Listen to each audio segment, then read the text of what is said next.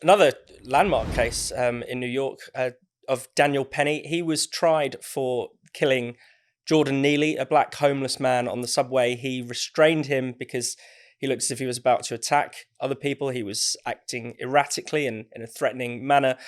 Penny was cleared, but I think the implication of the case, and I think certainly this was the view of the state of New York, the view of many activists, was that this was some sort of racial crime, that this was a modern day lynching almost, when clearly the jury disagrees that was the case. I know, and they've certainly tried and failed, it seems like, to present it in that way. I mean, it is worth saying that the case itself, it wasn't a hate crime that he was being tried for.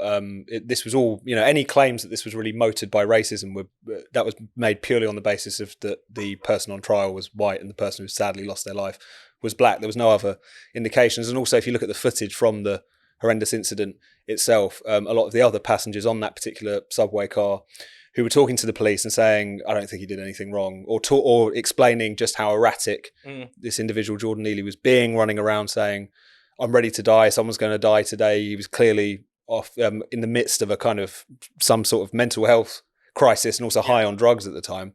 They were really painting a picture of them feeling very fearful and threatened, which, given the fact that there's a lot of these kinds of characters walking around the New York subway system, is probably saying something about how extreme his behavior was in that particular instance. So I do feel like this is another case in which for lack of a better phrase, sort of the BLM style grift, simplistic narrative has kind of evaporated. And I mentioned BLM pointedly because the kind of New York BLM chapter had been very vocal in trying to present this as a clear-cut lynching, as you say, trying to suggest that by failing to convict Penny, that this was a win for the KKK and so on. This is a jury that was drawn from Manhattan. The idea that this is, it's open season on black people. All of this kind of stuff. Yeah. And I think there's a sense that the bubble, if it's not burst, it's certainly, you can't get away with those kinds of arguments anymore. And whilst this, it's no one wanted that particular interaction on that subway car to end the way that it did, not least of all the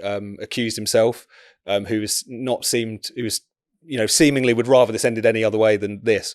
But that's completely different to say this was an unfortunate tragedy, a sort of accident, but one that is explicable and one that probably, if we're being honest, should never have ended up in a courtroom and wouldn't have if it wasn't for this quite politicized nature of these cases now. Yeah, that's the thing, isn't it, Claire? It's the racialization of these issues, the politicization of what is a terrible tragedy, gets in the way of actually understanding what happened. Well, yeah, I mean, AOC got involved in this quite early on, and I think it's something about the fact that Penny is a former Marine, kind of fits the caricatured model of what they imagine, a strong male ex-Marine white guy. That's everything about white privilege that you could possibly, versus a black, homeless, poor person. I mean, the story writes itself if you don't think about it for 2 minutes. But as you say, it's a different story, and I am glad that the narrative didn't work. I mean, it was carried on in the echo chamber that calls itself, modern identitarian anti-racism in America, and picked up, of course, by the European left to a certain extent as that being the story. But it didn't hold up in any way whatsoever. And I think that the bigger problem, which most Americans are aware of, is that they've got a real problem of psychotic homeless people off their heads, either on drugs or mentally ill, and poor healthcare. We've just been talking about that. Yeah. Very, very limited access to healthcare. Actually, there's another story which has always been the point that there's progressive mental health campaigners in the US calling for people to be allowed into the community to integrate in. Of course, guess what happens? It's not been all a successful story.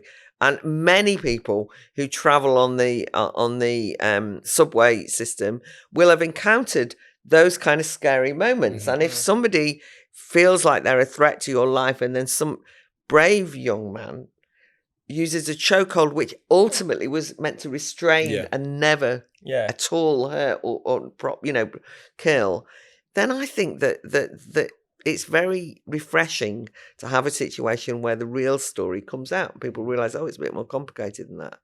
So, yes, a good result from a terrible tragedy that others try to racialize for the most venal reasons, for their own aggrandizement as these anti-racists. Terrible. And it's a very grim situation where people only really care about a Jordan Neely at the point in which he tragically loses his life. There was a lot of failures that preceded that. Not only did he had a very hard start in life. His mother was murdered as a young man. He, was clearly had drug problems. He had all these mental health issues, all these health issues. He had a rap sheet as long as your arm. Was also clearly quite genuinely dangerous. One of his convictions was for assaulting a 60-something woman. Yeah. So this is clearly a very disturbed individual, very troubled individual, someone who a sensible system wouldn't, frankly, have been allowed out to roam the streets quite as much as he was. So it's because of the fact that you've got the failures of social services, the healthcare system, what have you, coupled with obviously the individual's own choices and their family and so on. And then also what's happened in New York and other democratic cities over recent years is a kind of withdrawal of the police to a large extent from a lot of places, which has left people to have to kind of fend for themselves, and in some respects, this is why I think this case has kind of become a kind of successor to the Carl Rittenhouse circus in a certain way. It's because you have a situation where people are almost feeling rightly or wrongly compelled to take matters into their own hands because order is sort of broken down on quite a basic level. There's a message for us, isn't there, in this? Because I do think that increasingly people feel that they may have to have a sort of vigilanteist approach to protecting their loved ones and their families in this country because of the crisis in the police. And actually we are seeing many more people now who are very disturbed and ill wandering around some cities, and homelessness is spiraling out of control. And I mean, not the kind of homelessness that was just kind of statistical, but tent cities and so on. That's beginning to be a feature in this country. And just not enough, I don't mean not enough resources, but not enough thought and care put into how you deal with what is a very deep social problem. And then you will hear people saying, if anyone comes near me, I'm going to intervene. And or the other one is that people look away and then terrible things happen, which attacks happen because people haven't got the courage. But it does indicate that the state is not living up to its obligations, which is to, at the very minimum, to protect its citizens from those kind of incidents. Yeah.